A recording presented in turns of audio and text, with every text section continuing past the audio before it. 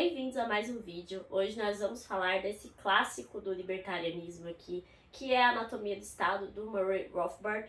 Eu recebi essa edição aqui da Vide Editorial, que é uma editora parceira.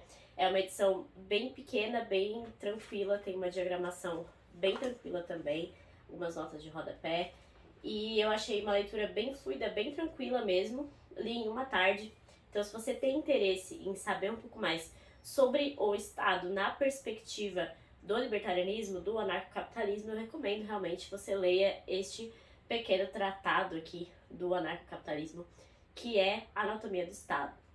Bom, primeiro de tudo eu queria deixar claro aqui que eu não sou anarcocapitalista, eu não sou libertária.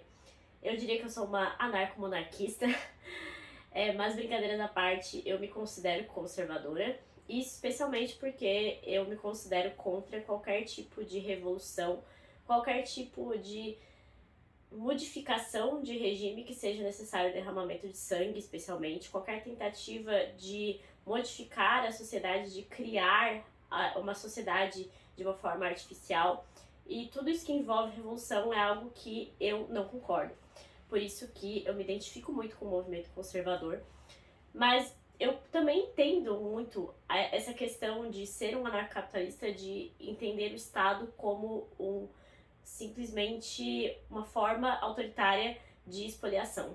E até concordo em vários pontos com o anarcocapitalismo, mas discordo em vários outros, por isso que eu busco realmente ler sobre o assunto e também me entender melhor nesse processo, claro, porque a gente pode mudar de ponto de vista durante a vida tranquilamente, por isso que a gente tem que sempre buscar ler outras perspectivas e outros autores que a gente não concorde tanto inicialmente, por isso que eu decidi ler então a Anatomia do Estado e vou trazer aqui os conceitos que são trazidos nesse livro e também um pouco do meu ponto de vista, porque é meio que inevitável que eu não coloque o que me faz questionar o anarcocapitalismo ou o libertarianismo com base nesse livro aqui. E bom, o primeiro capítulo desse livro vai falar sobre o que o Estado não é. A ideia do livro justamente é então trazer o conceito de Estado, os problemas do Estado, e ele vai começar dizendo aqui que o Estado não é uma reunião consensual de pessoas. Ele é necessariamente algo que vem de fora, algo externo. Não é como dizem os contratualistas Rousseau e Locke, enfim, que é um contrato social, é a sociedade estabelecendo o Estado, esse nascimento natural do Estado que a gente estuda. O Estado é algo que vem da coerção, necessariamente, ele sobrevive da coerção. Por isso ele vai definir o Estado aqui, neste primeiro capítulo, que é bem curtinho, e ele fala muito, e me lembrou bastante o cântico da Ayn Rand, inclusive, sobre não existir esse nós. Nós não somos uma família estatal, isso não existe. Existem pessoas que fazem associações livres, associações consensuais, e o Estado não é uma delas. Então ele vai dizer que o Estado é aquela organização da sociedade que busca manter um monopólio do uso da força e da violência em uma determinada área territorial. Ou seja, o cerne do Estado, para Rothbard, é a coerção. Ele sobrevive graças à coerção. E aí ele já passa no capítulo 2º a explicar o que é o Estado. E para isso, ele vai pegar um conceito de um sociólogo aqui, o Franz Oppenheimer, alemão, obviamente, que tem dois meios de adquirir alguma coisa. Seria por meio da produção e por meio do confisco. O ser humano passou todas as fases históricas da vida humana com base nessas duas formas de obter algo. Primeiro, pela produção, que seria usar a energia humana para modificar alguma coisa da natureza e criar alguma coisa. E a segunda é por meio do confisco, por meio do roubo e por meio da repressão de povos, né? Pela conquista de outros povos, conquista de outras pessoas. Esse é o segundo meio. E para o Rothbard e também para o Oppenheimer, seria essa a única forma que o Estado sobrevive, a forma de confisco. Porque afinal, as formas que o Estado tem de sobreviver seriam sempre confisco, principalmente por meio dos impostos, por meio dos tributos. Aqui já tem um conceito que eu identifico que discorda um pouco. Ele vai falar que deve estar claro que o uso pacífico da razão e da energia na produção é o caminho natural para o homem, o meio para a sua sobrevivência e prosperidade nessa terra. Eu não acho que seja o meio natural, eu acho que justamente a coerção é o meio natural do homem, porque afinal as tribos, esses movimentos iniciais de Estado, de sociedade, enfim, eles começaram quando se descobriu essa capacidade de fazer as coisas por meios consensuais e essa força produtiva, esse meio produtivo realmente que não seja pela coerção. Mas desde o início dos tempos, o que a gente via era justamente esse instinto do homem de sobrevivência, muito mais de roubar do outro, de obter do outro, especialmente de conseguir antes do outro. Isso eu acho que é até animalesco, a gente vê nesse aspecto mais selvagem do homem essa questão. E aí eu não sei se aqui ele quis dizer natural, porque ele até coloca natural entre aspas, natural no sentido de que a gente deve buscar esse meio, porque é o meio correto, ou natural de que realmente é natural do homem. E aí se for natural pelo meio correto, eu concordo, mas se for algo que ele considera inerente ao homem, eu realmente discordo desse ponto. E aí ele vai citar novamente o sociólogo Oppenheimer para explicar mais uma vez o que é o Estado, porque afinal a gente está nesse capítulo aqui trazendo novamente esse conceito de Estado. E o Estado seria a sistematização do processo predatório sobre um determinado território, pois o crime é, no máximo, esporádico e incerto. O parasitismo é efêmero e a ligação parasítica e coerciva pode ser cortada a qualquer momento por meio da resistência das vítimas. Então, o Estado provê um canal legal, ordenado e sistemático para a predação da propriedade privada. E é sempre assim que ele sobrevive. E é um ponto muito importante aqui, que está no libertarianismo, é que, para isso, ele garante uma provisão certa, segura e relativamente pacífica para a casta parasítica da sociedade. Então, da mesma forma que o marxismo vê a luta de classes, o libertarianismo vê a luta entre o Estado e a sociedade, entre as pessoas, entre o indivíduo, especialmente, porque existe uma casta dominante e uma casta dominada. E aí, na perspectiva marxista, nós temos o capitalista e o proletário, e na perspectiva libertária, a gente tem o Estado e o indivíduo. É a mesma relação, e isso também é uma coisa que o conservadorismo discorda, e necessariamente eu também vou discordar por conta disso. Bom, o terceiro capítulo já fala sobre como o Estado se eterniza, e aqui a gente tem esse fato necessário de que, para se perpetuar no poder, qualquer governo, não apenas um governo democrático, deve ter o apoio da maioria de seus súditos. E aí o Estado vai se perpetuar justamente fazendo com que as pessoas considerem ele inevitável, necessário ou algo realmente natural, digamos assim. O Estado seria uma coisa natural do homem. E nesse capítulo ele também vai trazer muito o conceito do intelectual como necessário para isso, porque ele considera que as massas vão seguir o que o intelectual vai falar. Ele vai falar aqui na página 28 que as massas de homens não criam suas próprias ideias ou de fato pensam com essas ideias de forma independente. Elas seguem passivamente as ideias adotadas e disseminadas pelos grupos de intelectuais. Os intelectuais são, portanto, os formadores de opinião na sociedade. Porque, novamente, o libertarianismo vai desconsiderar aquilo que o conservadorismo coloca tanto em foco, que é o costume.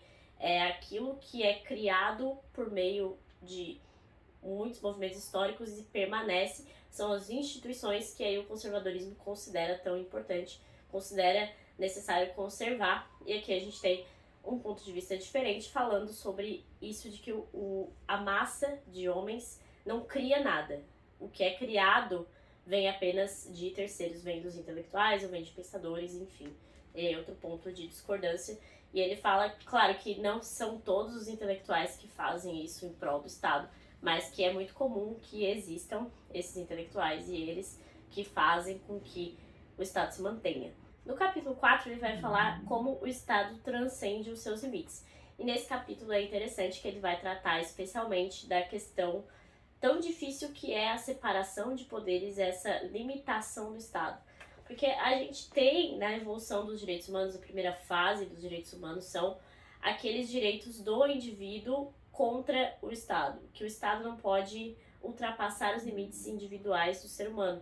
E é sempre muito citado, inclusive ele cita aqui também, como principal documento que representa isso, a Constituição Americana, como esse documento que trata dos direitos que o ser humano tem em face do Estado, que o Estado não pode ultrapassar.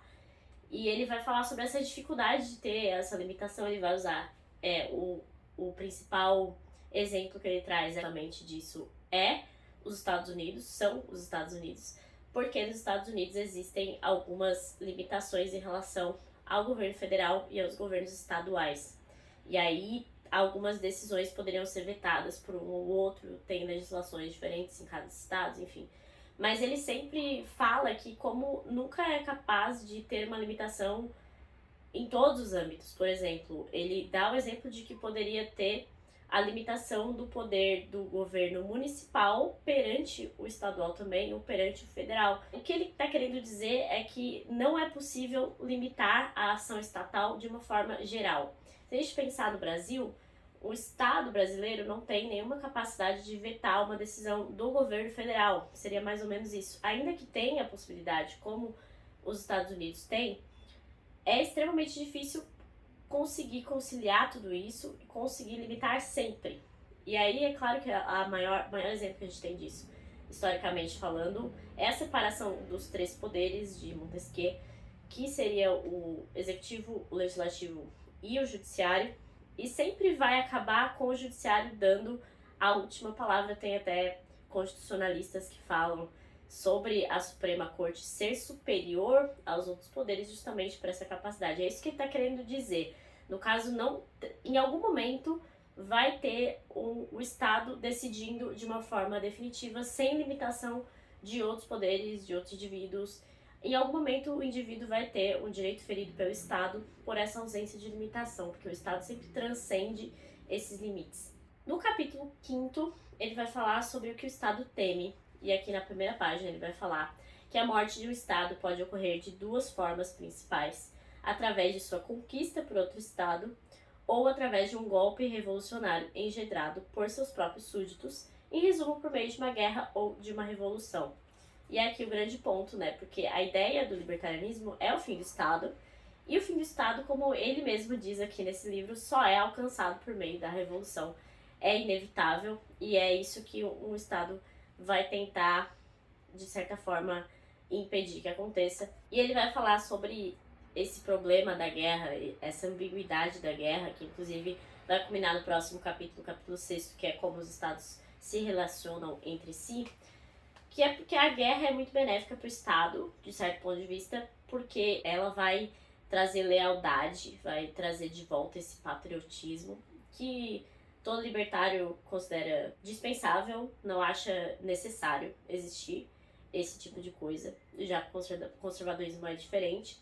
Mas aí a guerra tem essa possibilidade de gasto muito grande, tudo isso que tem na guerra, mas a contrapartida negativa seria essa possibilidade de ser anexado por outro Estado, que é o fim do Estado, como ele mesmo diz, né? São esses dois meios, a revolução e a guerra. E nesse capítulo 6º ele também vai falar que as tentativas internas ou domésticas de limitar o Estado entre os séculos 17 e 19 alcançaram sua forma mais notável no constitucionalismo, e a contrapartida externa ou de relações internacionais foi o desenvolvimento do direito internacional.